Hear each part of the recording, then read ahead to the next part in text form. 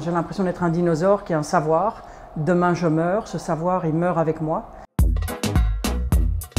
De partir d'un morceau de cuir et d'en arriver à avoir quelque chose qui est beau à la sortie, c'est extrêmement plaisant et après vous avez le sourire et la joie du client qui est là pour vous dire voilà, c'est vraiment cette petite touche en plus, cette qualité qu'on peut lire parce que le travail est de meilleure qualité et qu'il est fait avec soin jusqu'au bout.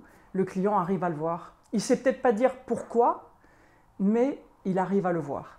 Quand on produit, on fait le choix soit de produire de façon artisanale certains types de produits, mais s'adapter à la demande du client est encore plus intéressant parce qu'en fait, je découvre des challenges qui me mettent sur la limite de mes connaissances et qui me poussent dans apprendre et aller au-delà.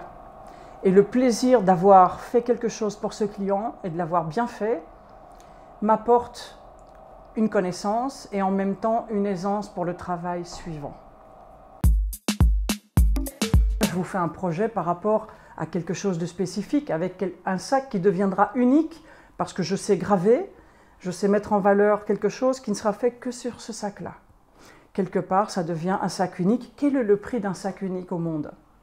Je me suis posé la question, mais je pense que le client trouve que mon prix n'est pas trop mauvais dans ce cas-là.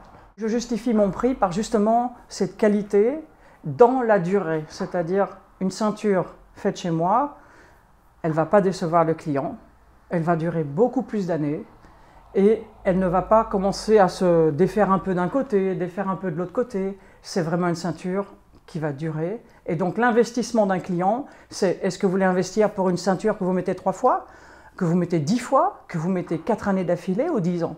Ça coûte un peu plus cher, mais c'est un travail de qualité. Et vous aurez aussi une finition de qualité. J'ai un savoir-faire depuis 40 ans, puisque j'ai travaillé dans une très belle maison, une maison qui travaille encore à la main complètement.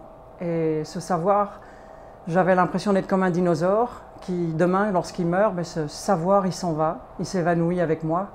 Il restera la maison qui continue à faire ce travail-là, mais je trouve que de propager l'idée et le savoir-faire est important.